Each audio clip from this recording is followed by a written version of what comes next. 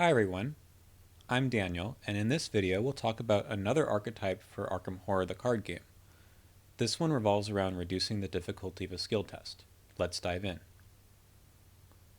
I looked through the card pool, as of the Scarlet Keys, to find anything that helped reduce the difficulty of a test in various ways. What is the difficulty of a skill test? Usually this is the fight or evade a value of an enemy, the shroud of a location, or the number in parentheses on a card that triggers a test.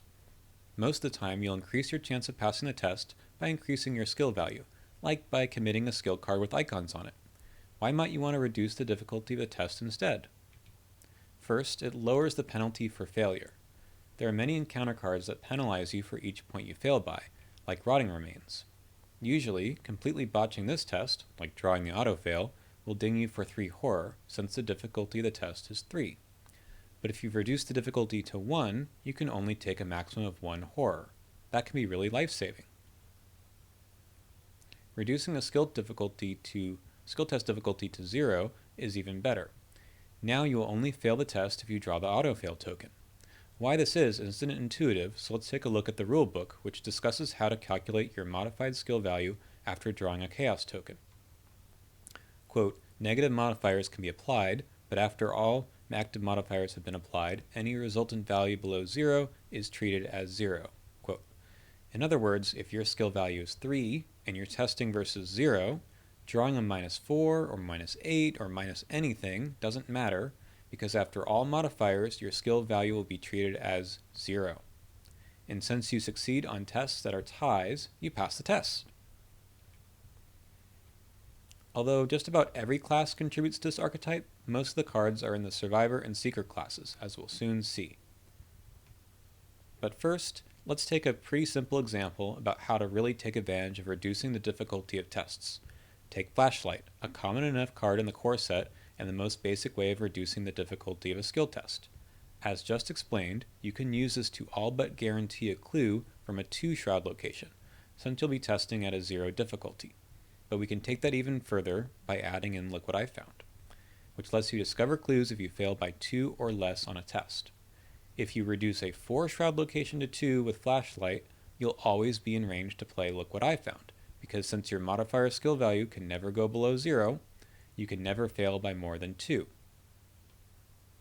Even if your intellect skill is very bad, with Flashlight in play and Look What I Found in hand, you're all but guaranteed to discover clues at 4 Shroud or lower locations. This is really effective, especially in solo or 2-player, when there aren't very many clues on locations. This idea of using difficulty reduction to get in range for fail-by cards can also work with Oops or Dumb Luck when dealing with enemies. Beyond these kinds of tricks, there are some more cards that are explicit payoffs for reducing the difficulty of a test to 0. These cards are all in the Scarlet Keys, but I expect there will be some more sometime in the future. They're all worth a closer look. Shed a Light is a payoff for reducing the difficulty of an investigation test to 0, through something like Flashlight that explicitly reduces the shroud of a location, and or something that reduces the difficulty of tests in general. You don't draw any tokens, so no risk of drawing the autofill token here either. And the payoff is great. A level 0 card that picks up 3 clues. The last one of them can come from your location or any other location on the board. This is the kind of card I want to play over and over again. If only survivors had a way of getting things out of their discard pile. Exploit Weakness is a very similar card. This time, we're trying to lower either the fight or evade values of an enemy to 0. Thankfully, most enemies have different numbers to these values, so just pick the lowest one to try to lower to 0. The effect is that you just put the enemy into the encounter discard pile. It doesn't count as defeating it, which is especially good for any enemies that do something bad when they are defeated. This card works on elite enemies too. They are automatically evaded and get 3 damage. Old Keyring 3 is a great way to pick up 2 clues at once. It has a built-in way to reduce the difficulty, so that is really great if you haven't pulled out any of your other enablers yet. But yes, you can use this card to trigger an investigation, reduce a 2 Shroud location to 0, and then play Shed a Light too. So you'll pick up 4 clues without drawing any chaos tokens from the bag. Let's keep in mind these 3 payoff cards as we go through the rather long list of enablers, since if you can abuse these cards, you're going to have a good time in the scenario. First off, for the enablers, we have 2 cards that reduce the difficulty of any skill test you like. Gumption does so as a skill card, and you can help your friends with it too. Speaking of helping out friends, if the whole team is planning on camping out on a location, Map the Area will reduce the difficulty of every skill test there by 1. As with many of these enablers, you can combine them, because they don't initiate separate investigations. If you investigate a 3-shroud location with Map the Area attached, like with Flashlight, the difficulty of the test is now 0. Time to play Shed a Light. These 2 cards also reduce the difficulty of any skill test, but with some restrictions. Momentum does so as long as you over-succeed on a previous skill test. This is a fantastic way for an investigator to turn a skill that they're good at into a way to pass a skill test that they're bad at, like an end of turn Frozen in Fear. Quick Learner is a fantastic card that lets you manipulate the difficulty of skill tests during the investigator phase every single round. Your first action shouldn't be a skill test if you can help it, and you get extra value if you have more than 3 actions, because the difficulty reduction lasts for even longer. And yes, you can take 2 of these to reduce the difficulty of skill tests during those actions by 2. We're now moving on to cards that explicitly reduce the difficulty of investigation checks. Old Keyring has a level 0 version here. It works similarly to Flashlight. Lantern, both the level 0 and level 2, have unlimited uses, but you're going to have to combo it with other reduction effects like Gumption to reliably get to 0. A reminder that you cannot combine Old Keyring with Lantern on one investigation if you have them both in play. Here are a few more cards that reduce Shroud. Winging It, Otherworldly Compass, and Cryptographic Cipher. Otherworldly Compass can reduce Shroud by a very large number, but this is pretty scenario dependent. Think of it as a once per turn flashlight that sometimes might be better. Here we have a set of cards that reduce the Shroud for more than one action. Unlike the previous cards, they all can combine with Flashlight, Lantern, or other cards since they are not investigation actions themselves. Breach the Door in particular is a nice add for a monster fighter who wants to help out the team, but otherwise would have a hard time picking up on clues. Now we're moving on to cards that reduce the difficulty of fight or evasion tests. These cards have not seen much play, but maybe with Exploit Weakness as a payoff, they'll make it into more decks now. Expose Weakness 3 in particular reduces the enemy's fight value to 0 explicitly. Here are a few more cards to deal with enemies. Improvised Weapon is probably not a good target for Exploit Weakness, since its effect is to do extra damage, and Exploit Weakness's effects replace the effects of this test that you're doing, but reducing to 0 for a pseudo autopass or to make it easier to combo with Oops or some other fail-by card seems fine. Bolas is a way to reduce the evade value of an enemy. You might wonder why this is useful after you've already evaded it, but beyond Exploit Weakness, it makes it much easier to keep evading the enemy after it moves. Remember, with the forced effect on this card, the enemy exhausts after it moves, but it will still be engaged with you. It also might make a nice target for Impromptu Barrier, the next card here. If you play it from your discard pile, you might have a good shot of automatically evading another enemy if you've reduced the evade value by your enemy by a lot.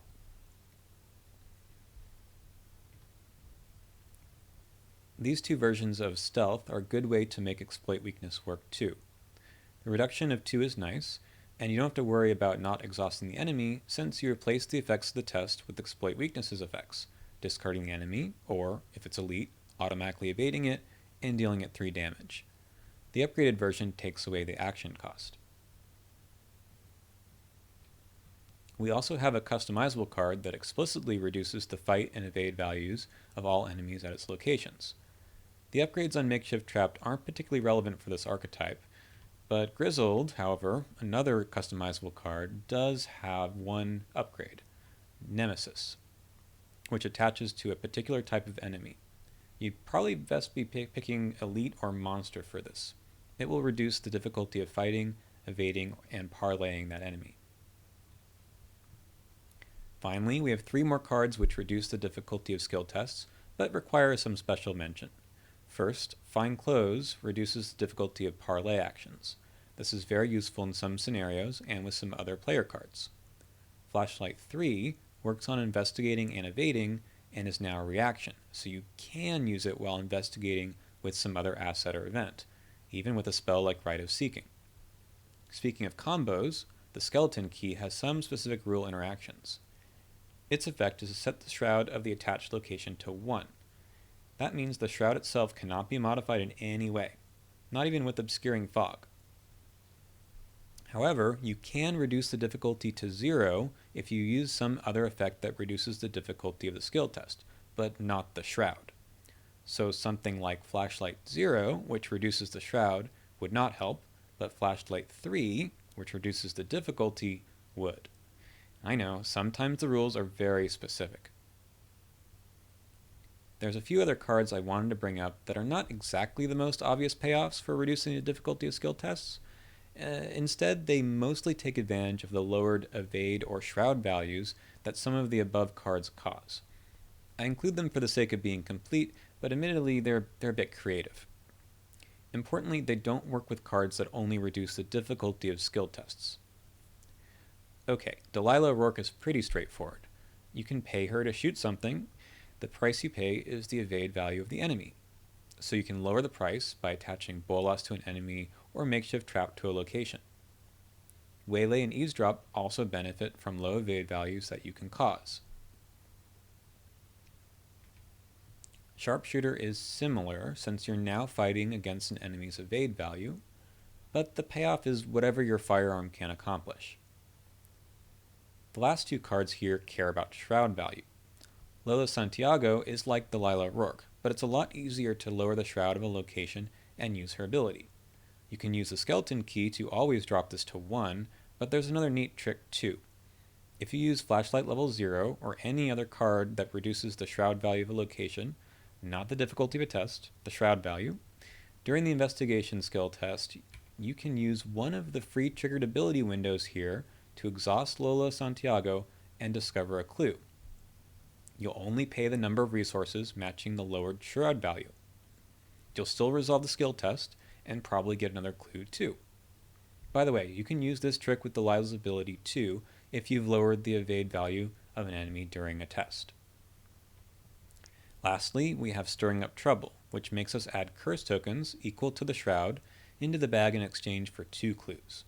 You can use the Skeleton Key to reduce the number of curse tokens to 1, or you can figure out a way to make this card fast and play it during the same player window of a flashlight test like we just talked about, but those are some advanced strats.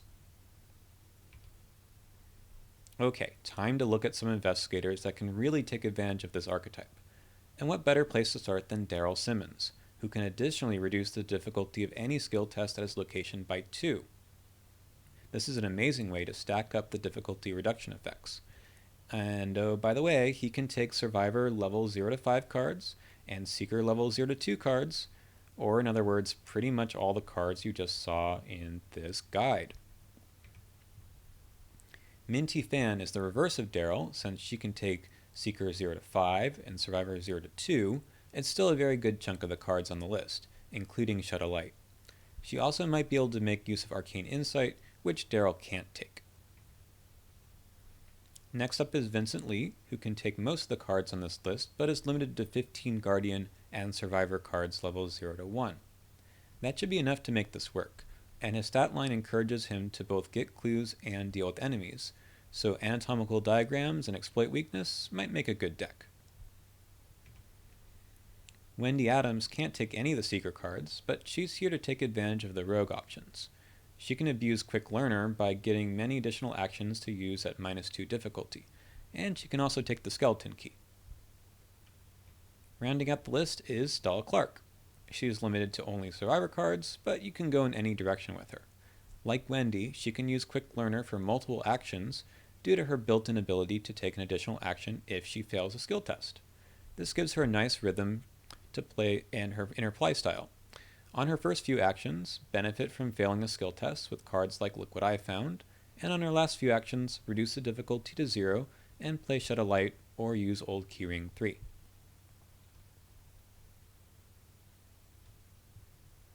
That's the end of this guide. I hope you enjoyed looking at the cards and have some ideas for your next deck and campaign in Arkham Horror the card game. If you have some good ideas, leave them in the comments below. And feel free to check out some of my other Arkham Horror videos here on the channel. I'll see you in the next one.